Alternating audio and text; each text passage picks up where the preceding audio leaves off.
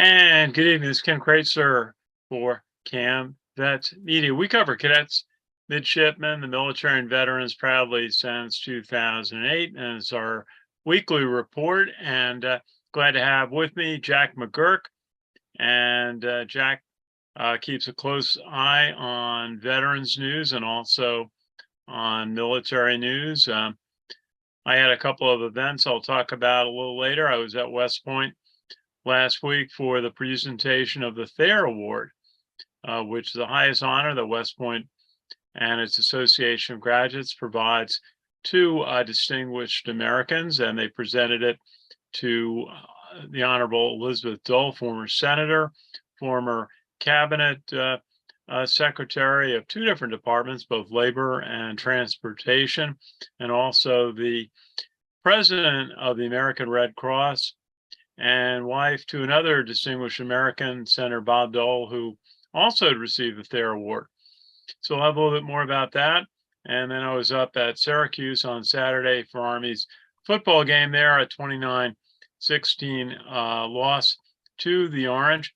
But I want to just offer some very good news that one Army player, actually there were two Army players hurt in the game. Ajon Marshall had a leg injury, but defensive lineman Andre Miller was down for almost 15 minutes on the turf, being stabilized after an apparent head or neck injury.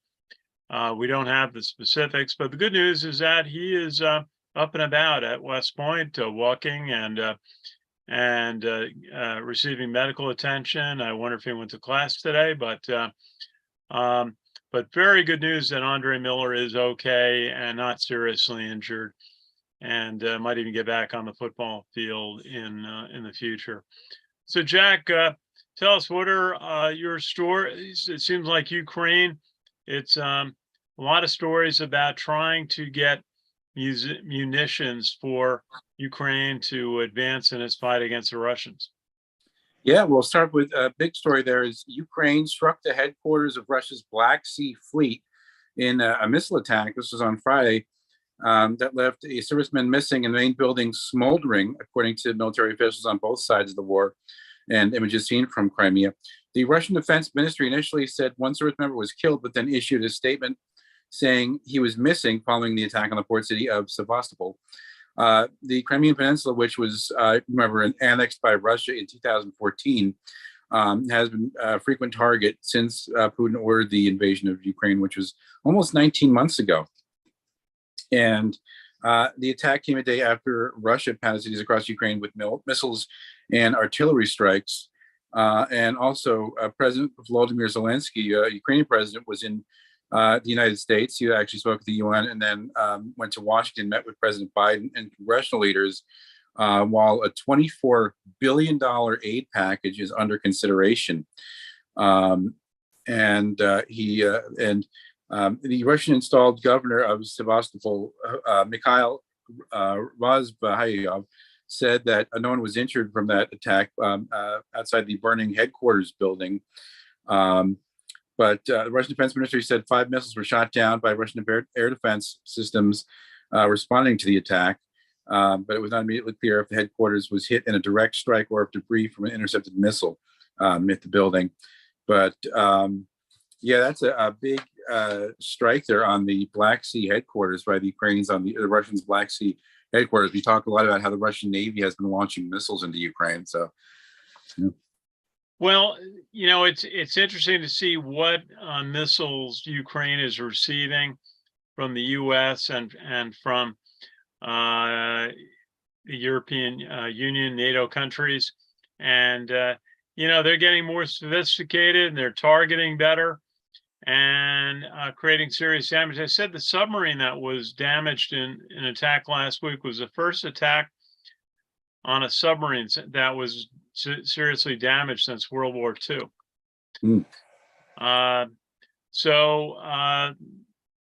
know, the Ukrainians are having some success in their fight, but they are in need of more munitions. I was looking at one story that the NATO countries had promised Ukraine 1 million rounds of artillery shells. And I was trying to figure out what they cost. It looks like they're not inexpensive, but they're also NATO hasn't had to produce munitions in large quantities really since World War II. So the capacity is very scarce for building something as fundamental as artillery shells for the 155 howitzers. So they're working to try to increase their capacity. So that's one of the things going on is just it's a fight about supplies. Mm-hmm. And there was a big meeting. Delegates from more than 100 navies and coast guards descended on the Naval War College this week for the biennial ISS hosted by Vice Chief of Naval Operations Admiral Lisa Franchetti. The Naval War College, by the way, is in Newport, Rhode Island, not too far from here. Yeah, I've been there. And there's, and we're seeing there's a lot of focus on all the challenges as well as the opportunities that people are facing in the maritime. People are concerned about illegal, unreported, and unregulated fishing, energy, food security, how are we going to incorporate technology, unmanned AI, and of course, all of them are talking about recruiting challenges. Every nation, she said, every nation I've talked to, they've had some concerns about their people and how do we share the practices in recruiting and also retention. And of course, China and the Western Pacific was also a big topic of discussion at this meeting. And Navy Secretary Carlos del Toro, who we actually met at the Army-Navy game at MetLife Stadium, said— native New Yorker, by the way. He is, yeah. Said in the more than 10 bilateral talks he has had at the ISS, there was a particular emphasis on how to accelerate foreign military sales cases. He said, we want to try to advance between nations, FMS cases between nations so that they can get more of the technology to collaboratively operate with us. And needs are different from country to country. Understanding the maritime area around an individual nation with a major concern for many of the delegates, it's especially tracking China's expansive fishing fleet, as I was saying, that's been accused of operating illegally in waters as far away as South America and Africa. Since the 2000s, thousands of ships in the Chinese fishing fleet have taken advantage of some countries' inability to detect and enforce their own waters. So a lot of big discussions at this meeting at the Naval War College. In Newport, yeah, that's a good story that you picked up on. That the U.S. is hosting that event. I'd not heard of that before. And I'm going to see if we can get a guest to talk in more detail about the subjects. There is an event coming up in New York that we are supporting called the Maritime Strategy Conference. It's being run in part by the Navy League, and that is going to be on October 5th at John Jay College on the west side of Manhattan. And the Commandant of the Coast Guard, Admiral Linda Fagan, is going to address the meeting at the very start, early start on the day. But that's on October 5th. We'll have a little bit more, see if we did an interview on that with Frank Russo, and information is available on that event at the Navy League Council of New York. And sticking with the Navy for a second, unmanned surface vessels Ranger and Mariner pulled into the fleet activities in Yakuza, Japan on September 18th, becoming the first Navy USVs or unmanned surface vessels to visit Japan. The vessels assigned to the Unmanned Surface Vessel Division 1 have been taking part in the Integrated Battle Problem 23-2 exercise, which aims to test and advance concepts and capabilities for medium and large USVs in the Indo-Pacific. The exercise is the first to use USVs in the U.S. 7th Fleet area of operations. The Navy stood up the USV Division 1 in May 2022 to help expedite the integration of unmanned vehicles into the Navy's fleet. Along with the Mariner and Ranger, the command also includes medium unmanned surface vessels Sea Hunter and Seahawk, which participated in the Rim of the Pacific exercise. Integrated Battle Problem 23-2, which kicked off in August, is the third multi-domain unmanned capabilities exercise under Pacific Fleet's experimentation plan, according to the Navy. And the exercise aims to facilitate the development of USV concepts, and USV Division 1 works in conjunction with type commanders. U.S. also participated in large sea-scale exercise 2023 last month, which brought together 25,000 Navy Marine Corps personnel to test their ability to coordinate large-scale formations while tackling realistic scenario akin to what they might experience in conflict. Which exercise included 6 carrier strike groups, 2 live and 4 virtual, spread across all 7 fleets. Wait a second, Jack. I got to pick up on that one. 2 live and how many virtual? 4. What was virtual? Well, They it says say? the US integrated the aircraft carrier Carl Vinson and a strike group during the large-scale exercise, according to the Navy. But that's interesting. Yeah, how they were able to do that. What was virtual that they brought into that? That's a great question. The article doesn't really go into that, but yeah, there was 2 live groups and then 4 virtuals. I guess they did it over the computer somehow. I'm not sure. This is a computer simulation, or they did a computer simulation and they did a live training event. Okay. You ought to check on that one because that's how things are changing. Mm-hmm. But the other thing is, do you have any idea what those virtual? No, they weren't virtual. They were live but unmanned American ships that went and visited Japan. You have any idea what they look like or what their capacity is? Not the Ranger and the Mariner. I'm not sure, but yeah, the first unmanned service vessels to visit Japan.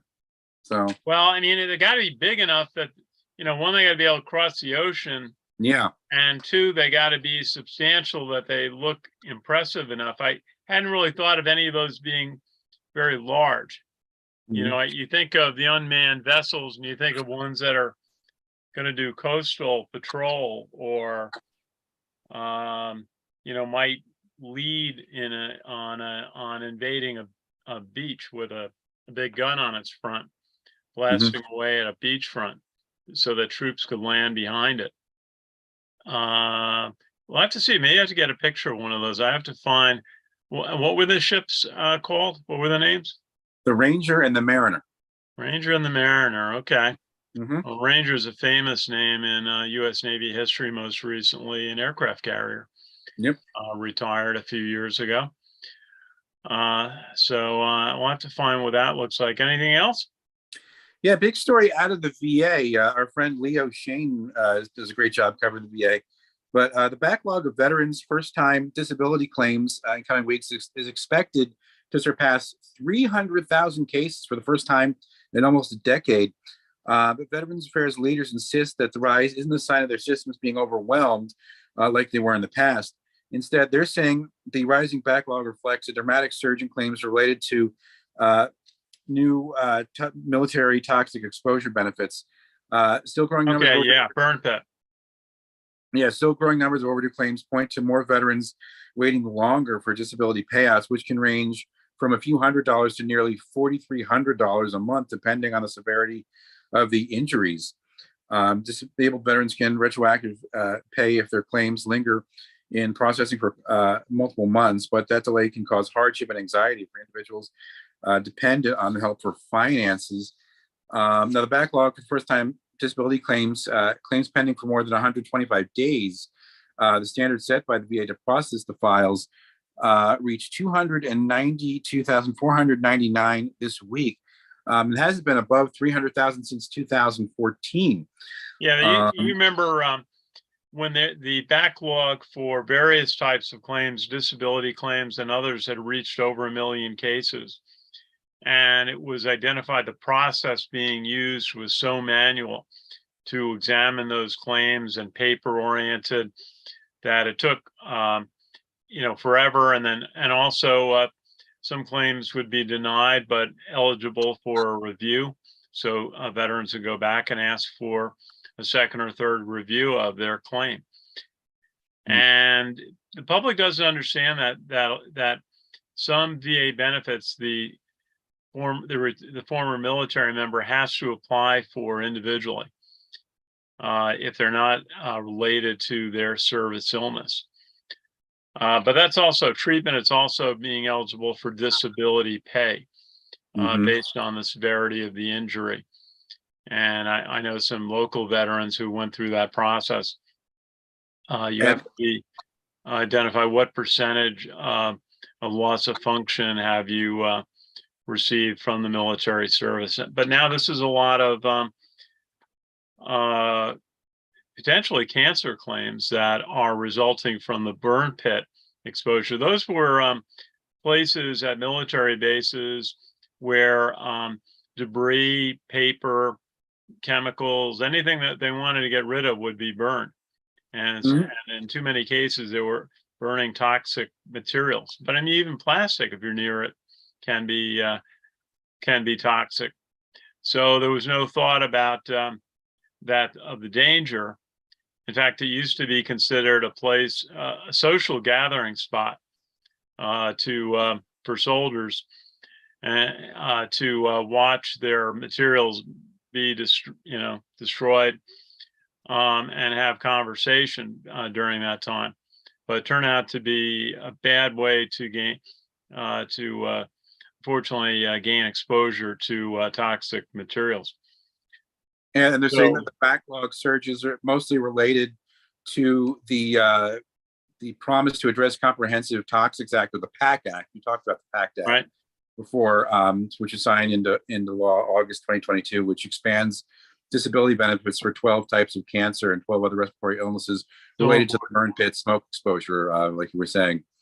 So important. You know, I was saying before we started that I had a chance to say hello to the former secretary of the VA this weekend, Robert McDonald, and he's agreed to do an interview with us or talk about it. And some of these points, Jack, we can bring up to a former secretary of the VA, the importance of that burn pit legislation and the challenges on why it takes so long to go through the review process. Yeah. And there was a bizarre story last week. You might have seen this all over the news. There was a crash of an F-35 Joint Strike Fighter in South Carolina, which is, we're talking about about $100 million warplane.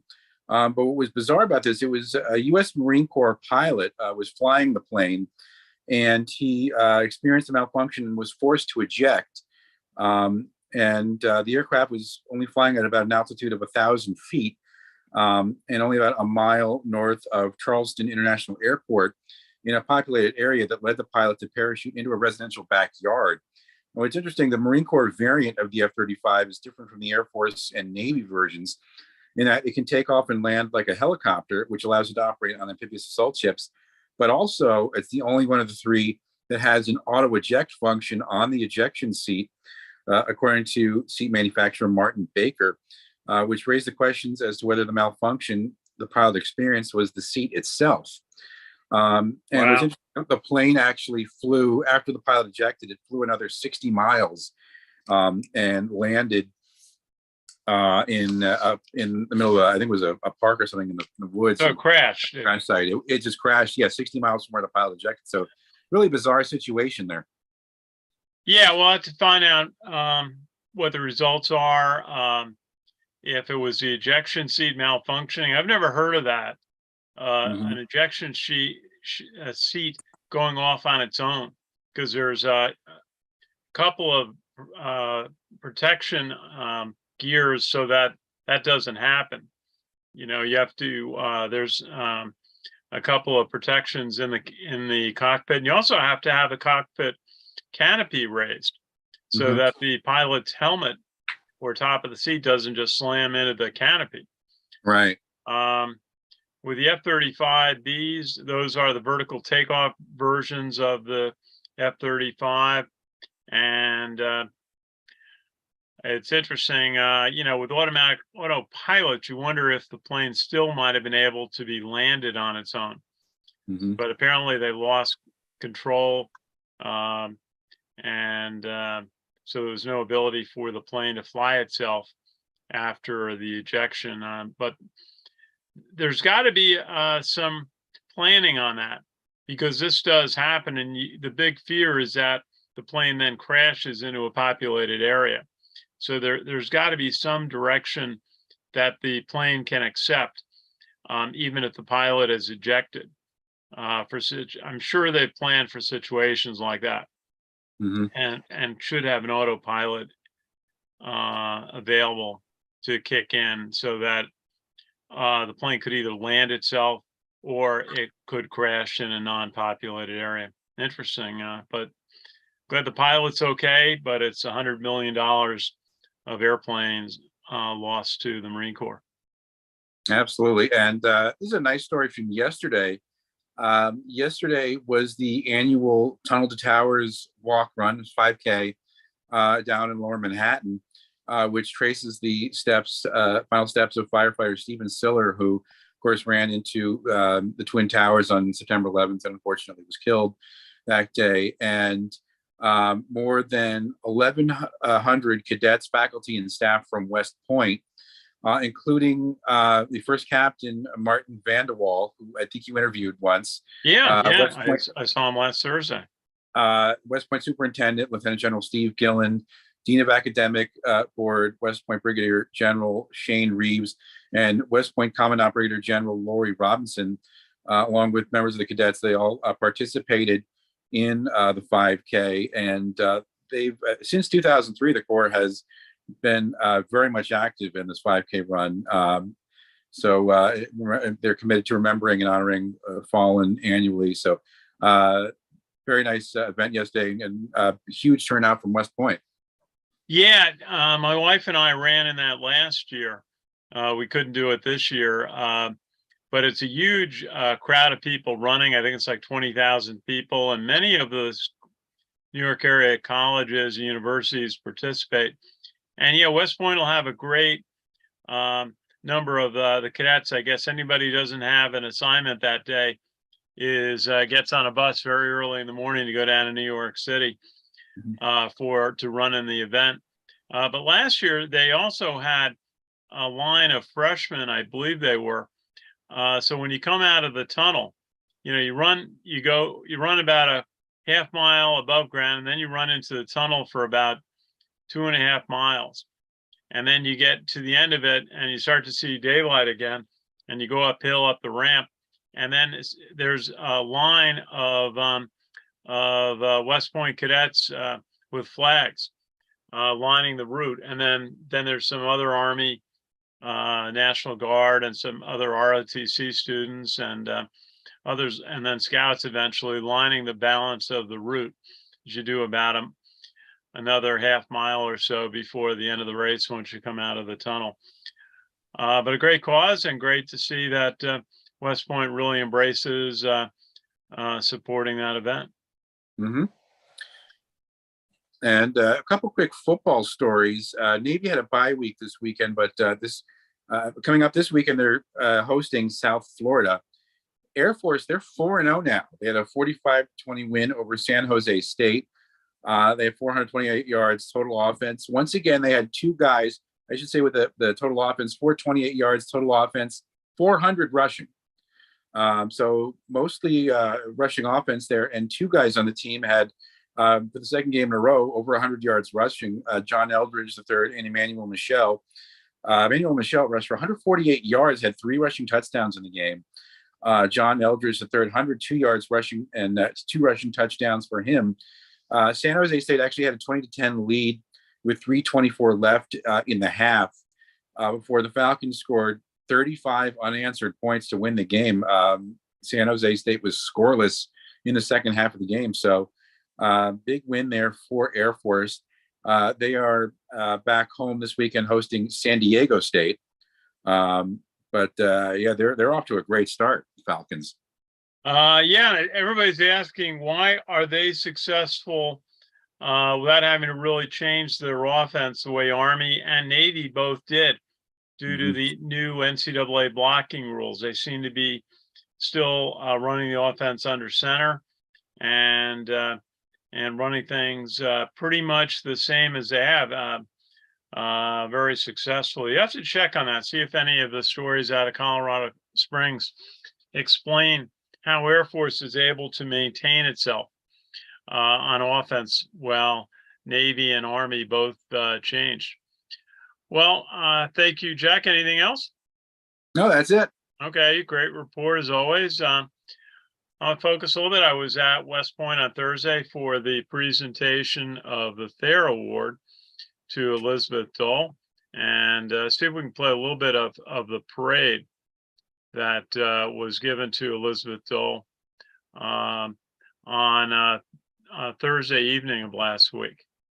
And good evening, this is Ken Kraetzer for CaMMVetsMedia. We cover cadets and military and veterans proudly since 2008. Yeah, and I don't have to just tell you the story. They gave a parade of cadets and the opportunity to review the cadets to Elizabeth Dole. And who's 87 years of age. As I said earlier, she served in the cabinet of the president for two different departments, Secretary of the Treasury and Secretary of Labor. And then she became the president of the American Red Cross and also served as a U.S. Senator from North Carolina, so a very distinguished career. And she was, and it turned out her husband, Senator Robert Dole, had received the Thayer Award a number of years ago, and he, a World War II Army veteran who was badly injured in a battle 2 weeks before the end of the war ended in northern Italy, a battle my father also participated in.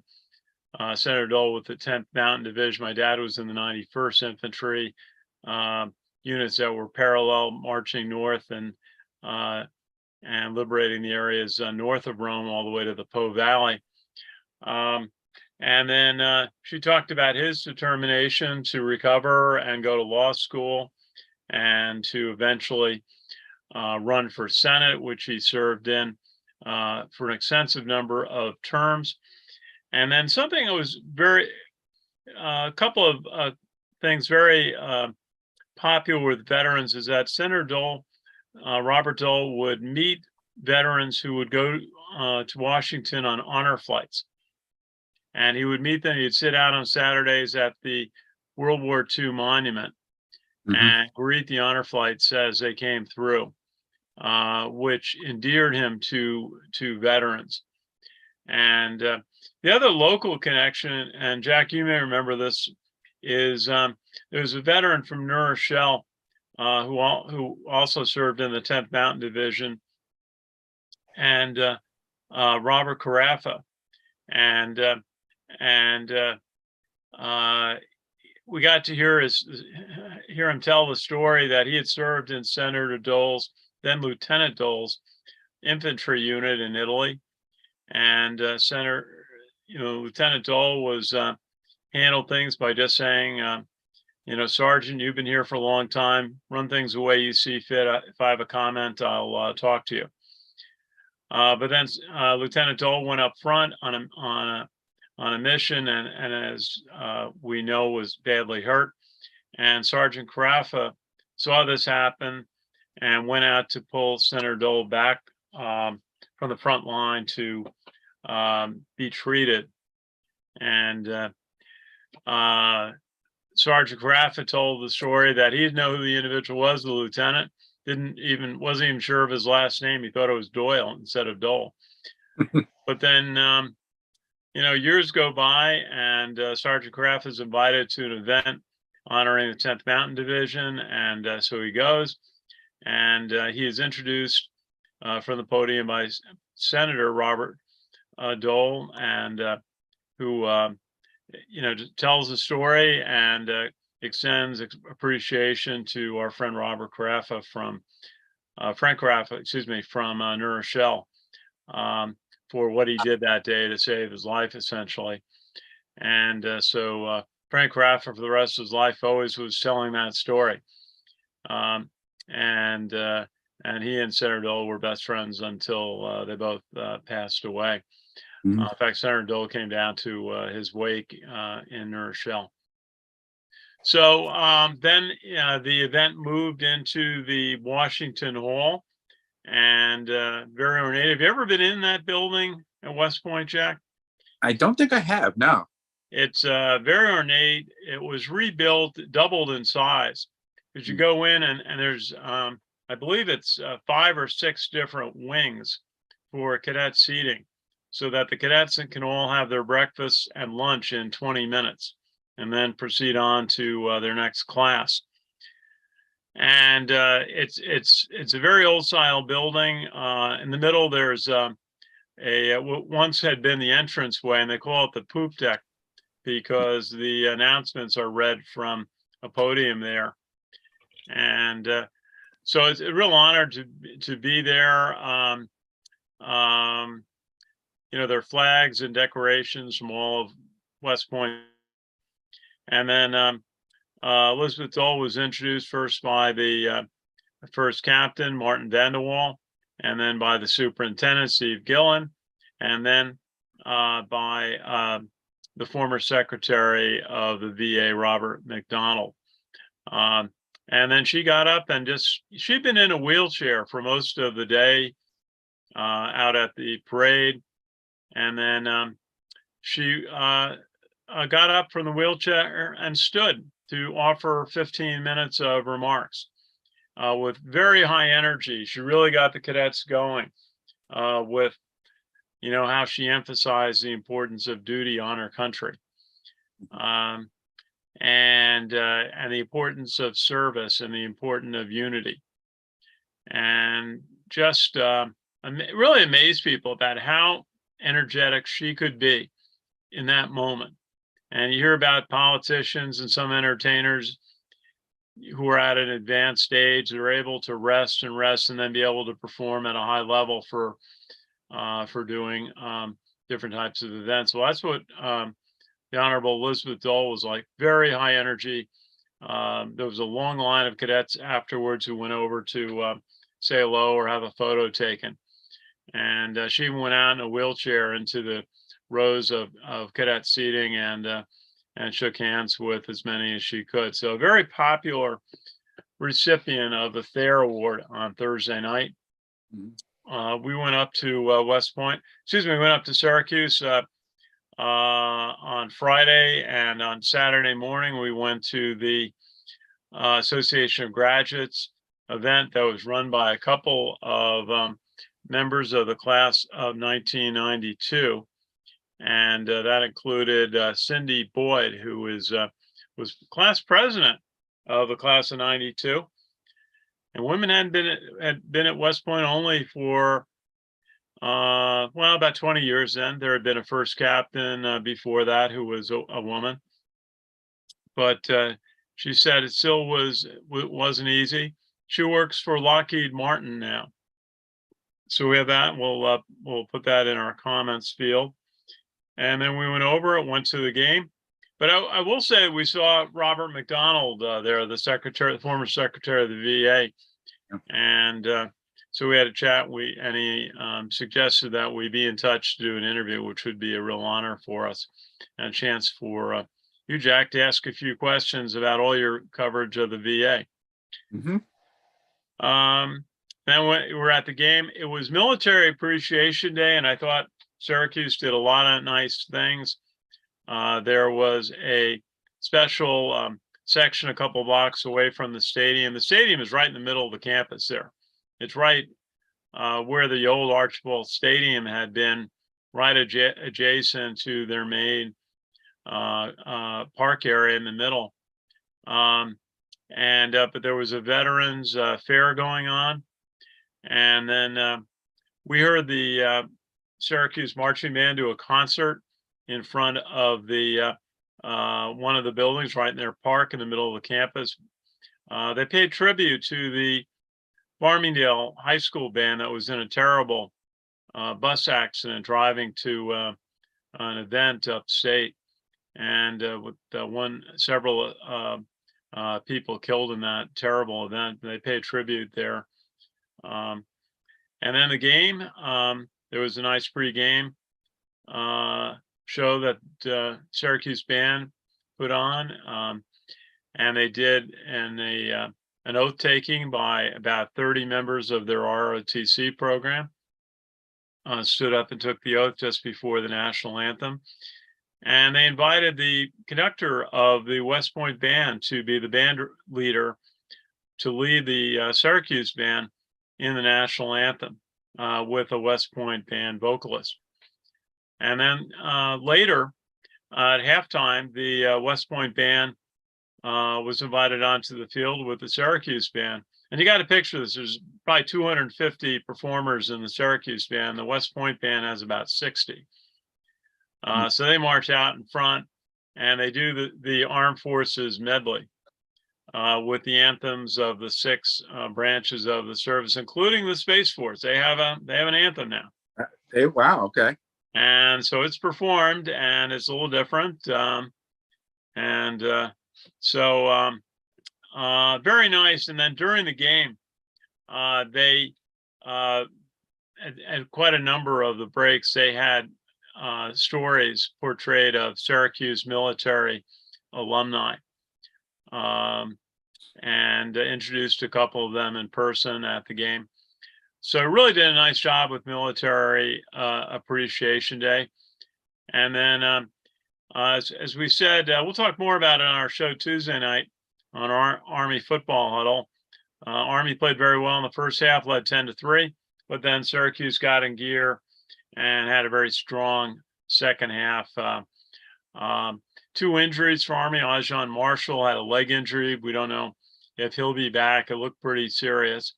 And then everyone was hushed and concerned for Andre Miller, the defensive tackle, who was down on the turf in the fourth quarter. Literally 15 minutes as the West Point training staff stabilized him for being taken to a hospital. The good news is that he's apparently okay. That he didn't have to stay in the hospital in Syracuse more than we believe. He was there overnight, but he was back at West Point on Sunday, which is very good news that he was discharged and he's able to walk around okay, but still has an injury, but nothing overly serious that could be life affecting. So we're very happy for Andre Miller with that news. Hopefully we'll get a chance to talk to him. And also I thought of the training staff, Jack. You know, in our first year covering Army football, we went out to the Meadowlands for a game against Rutgers.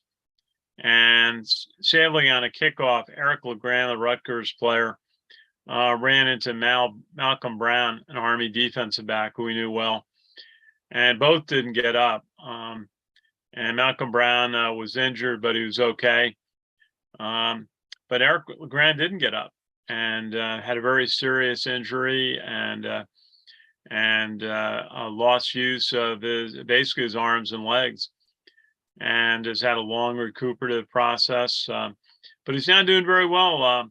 He's got a bunch of, he does broadcasting and he does work at Rutgers, and he's got a coffee shop now in New Jersey, which I got a chance to visit over the summer. So, we're going to see if we can talk to the head Army trainer, Tim Kelly, about how they prepare for a moment like that, where all of a sudden you've got a terrible injury, everything, and you've got to deal with it immediately. It's all part of, I guess, standard emergency response medicine, such as what ambulance staff have to handle or emergency room. But how they prepare as a football staff for that eventuality. I mean, they had some help from the Syracuse people, offered every bit of help they had available. Unfortunately, they can do what's considered, in fact, you drive by it going into the campus, the Upstate Medical Center at Syracuse. And so he got great care. And I'm just curious how the care for an injury like that on the field has changed over 10, 12 years since, the Eric LeGrand incident that we witnessed. So we're going to see if we can follow up on that. Army's got a week off, and we'll talk about it. Our friend Steve Shalou was up at the game. We had a chance to say hello and do a quick talk before the game, and we have video of the Syracuse marching band, their pregame concert, their national anthem performance, and their version of the alma mater. They got it right. Very seldom do we go on the road do they get it right, where they understand that Army plays its national anthem, win or lose, after the game, and all the player. but they had it right. Syracuse won, so Army did their anthem first, and all the Syracuse players stood behind the Army players, and then they moved to the other side of the other corner of the end zone, and they did the Syracuse anthem. And so it was almost, so it was one of the few times I've seen it done smoothly on the road. I mean, in Michigan, they didn't know what to do, and there was kind of a problem down in Texas, San Antonio a few years ago, that the band just had no idea that the Army band was going to do their alma mater. And because they have, a lot of schools have their rituals for post games. So it was good to see the Syracuse band. Everyone was very hospitable. We appreciate that, and good to visit Syracuse. Hopefully this will be a good rivalry. They're going to be down. I understand it's a 4-game series. So they'll be down at Mikey Stadium the next couple of years for a game. And I think it's good when you have games where you can drive to the game. It's about 4 hours up to Syracuse, but it's doable. Steve Shalhoub drove up from Philadelphia area to go to the game. And, a week from Saturday, Boston College will be in. And they're going to bring a lot of fans to the game. And it should be a great college football atmosphere, and a game Army really needs a win to keep their season in line for a bowl game. And the other thing, Jack, we're waiting to hear on is if Army is going to join the American Conference. Yeah.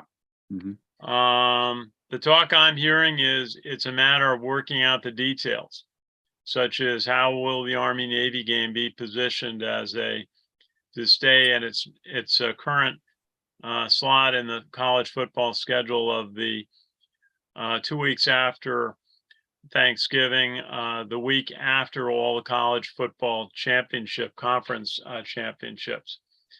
And then what would happen if Army and Navy played the championship game of the American Conference? Would you then play Army-Navy the next week? And I've heard different solutions to that. Possibly having 2 divisions in the American Conference, one of which would hold both Army and Navy so that they couldn't play in the championship game. Unless they, it's all sorts of factors, but but in the past, when you asked the question of Army alumni and officials about a conference affiliation, it was always, no, absolutely not. We're not going back in a conference. They had such a terrible experience 25 years ago in Conference USA. They weren't competitive at all. They've built back the program to be very successful. But with the American Conference losing the 3 teams, Cincinnati, Houston, and Central Florida, to the Big 12, it's a much more tame conference than it had been. There's still some very good teams in there, but it's not, you don't really have any top 15 programs like you did with Cincinnati and with Central Florida in particular. Of course, Army blew out Houston in a bowl game not that long ago. I think it was 70-12, so they can be competitive. So we'll see. But that's the other thing coming up. Other thing is, this budget fight in Washington on, a very serious issue.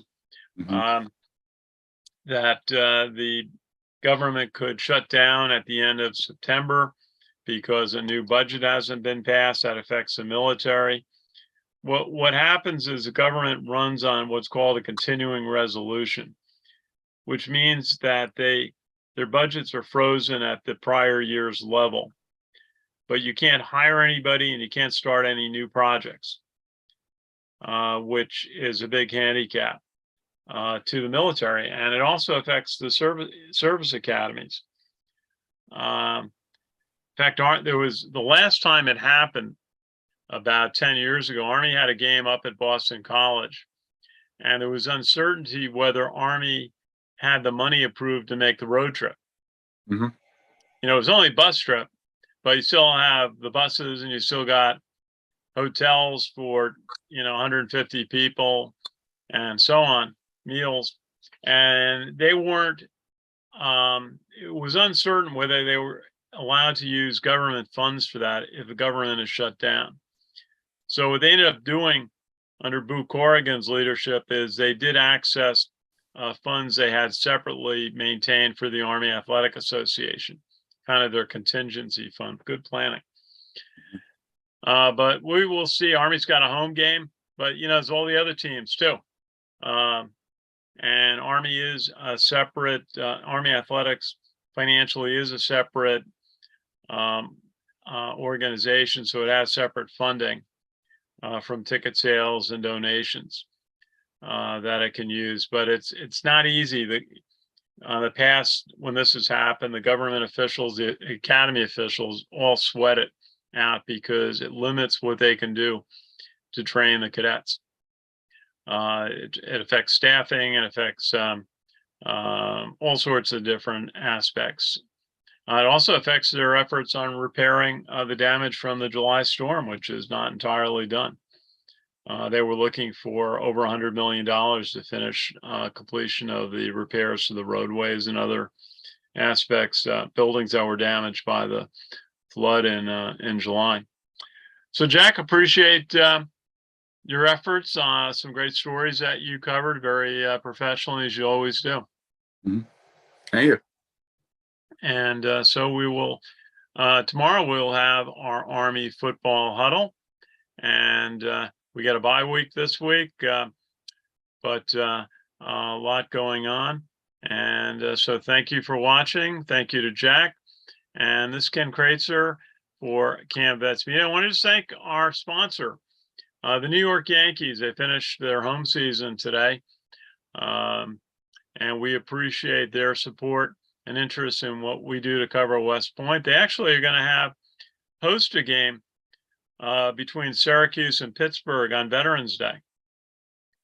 And it's going to be commemorating the 100th anniversary of college football at Yankee Stadium. Because 23 was the year the stadium originally opened.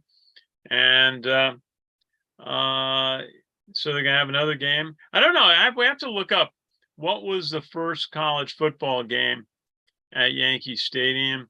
Army's played there, but also other teams. And they didn't play. Actually, the place where a lot of games were played was the Polo Ground in that era. Mm-hmm. But the Yankees always supported college football and had some memorable, most notably the Army Notre Dame games during World War II and just after, where there were huge crowds and national significance.